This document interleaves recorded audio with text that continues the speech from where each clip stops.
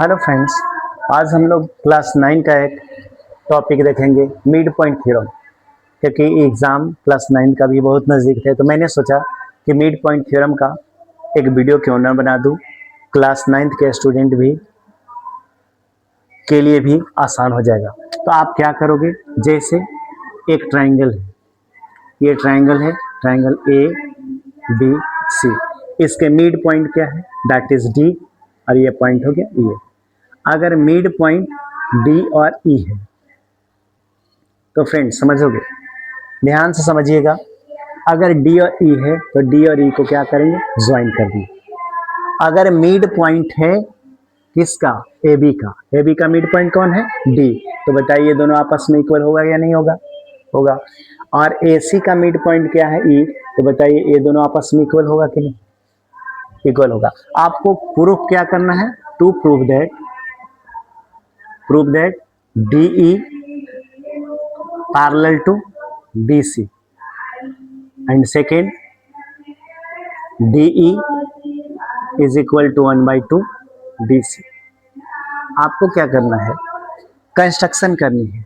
Construction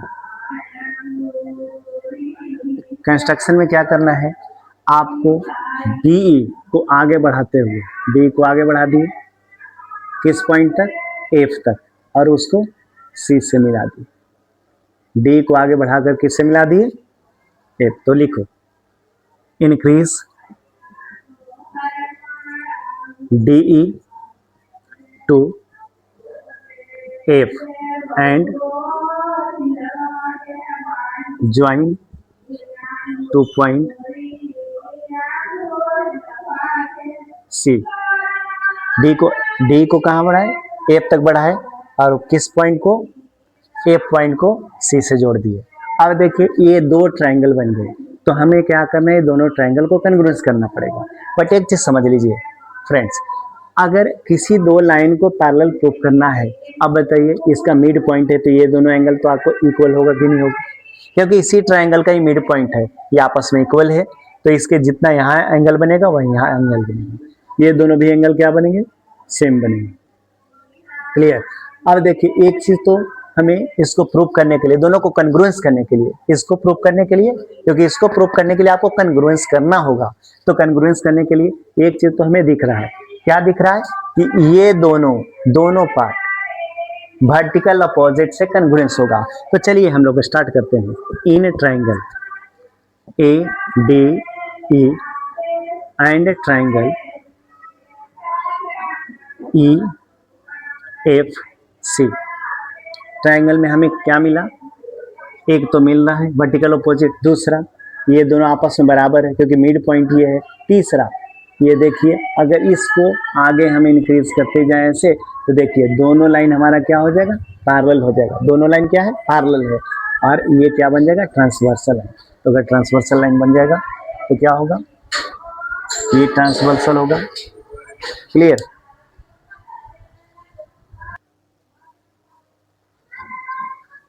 तो friends उसके बाद क्या करेंगे, ये हमारा आपका बनता है करस्पॉन्डिंग एंगल।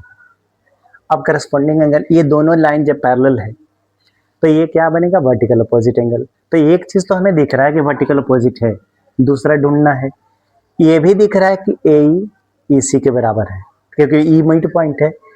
तीसरी चीज, एंगल मिला, साइड मिल गया, हमें एक एंगल की तलाश है। अब बताओ कि अगर ये दोनों लाइन पैरेलल है तो बताइए ये एंगल ए और एंगल सी, एंगल ए और एंगल दैट इज सी, ये दोनों इक्वल होंगे कि नहीं होंगे,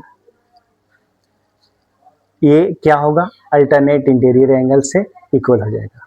ठीक है, अल्टरनेट इंटीरियर एंगल से ये इक्वल होगा।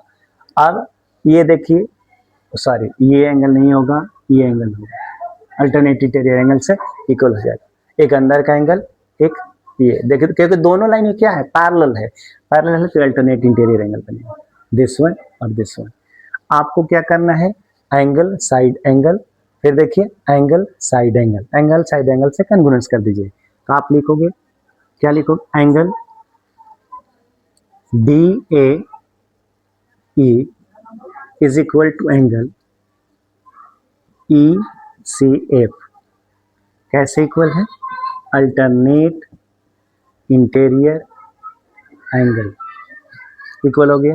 Second, A E is equal to E C, A E is equal to E C, ये क्या है?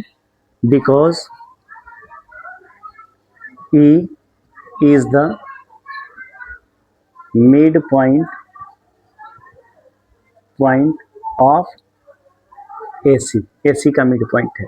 तीसरा, angle A E D is equal to angle F E C, vertical opposite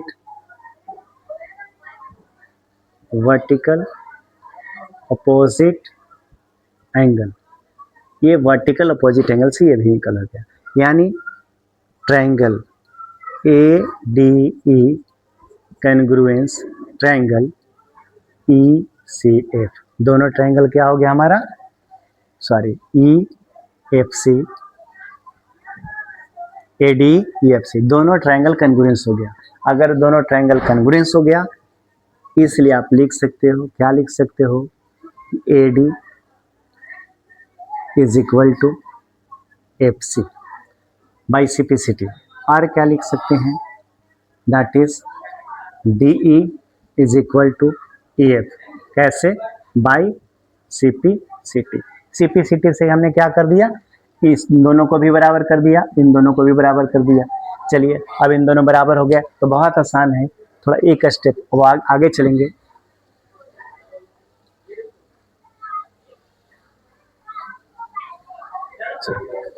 चलिए, अब देखेंगे क्या? अब ये दोनों तो बराबर हो गया, अब हम इसको पैरेललोग्राम प्रूफ कर देना है। कैसे? अब देखिए, लिख सकते हो क्या? AD is equal to BD, AD is equal to BD, क्योंकि D क्या है? मिड पॉइंट है, इज इक्वल टू CF, क्योंकि ये दोनों आपस में सिपिसिटी से बराबर था। कौन बराबर था? Y। इसका रीजन मैं बता रहा हूँ, क्योंकि AD is equal to CF कैसे था? बाई सिपिसिटी से, हमने प्रूफ किया। दूसरी चीज, AD के बराबर कौन है? BD। अगर ये AD के बराबर CF, AD के बराबर BD, ये दोनों आपस में क्या है? इक्वल हैं, तो हम लिख सकते हैं so CF is equal to BD। CF क्या हो गया? BD के बराबर हो गया। अगर ये पैरेलल भी है, इक्वल भी है, तो क्या बन गया? Now BDFC is a parallelogram. Parallelogram बन गया।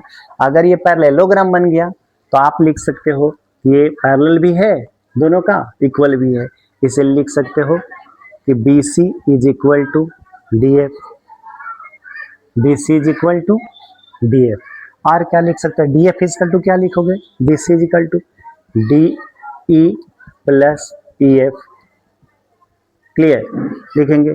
और क्या लिख सकते हैं? BC is equal to DE plus DE, BC is equal to 2DE। Now DE is equal to BC 1/2 BC, ये हो गया, प्रूव्ड हो गया, हमने इसको प्रूव कर दिया। तो फ्रेंड्स, अब क्या होता है? ये दोनों क्या है? करस्पॉन्डिंग एंगल है, इसलिए दोनों पैरेलल हो गया। तो इस तरीके से मिड पॉइंट थ्योरम को हम लोग आसानी से, आई होप समझ में आया होगा। अगर समझ में आया होगा तो वीडियो को लाइक और सब्सक्राइब करना ना भूलें। इस तरह से लाइक करते रहें, सब्सक्राइब करते रहें, और मैं इसी तरह से एक एक टॉपिक लेके आता रहूँगा। इसी के साथ दैट्स ऑल, थैंक यू। अगले वीडियो में मिलते हैं।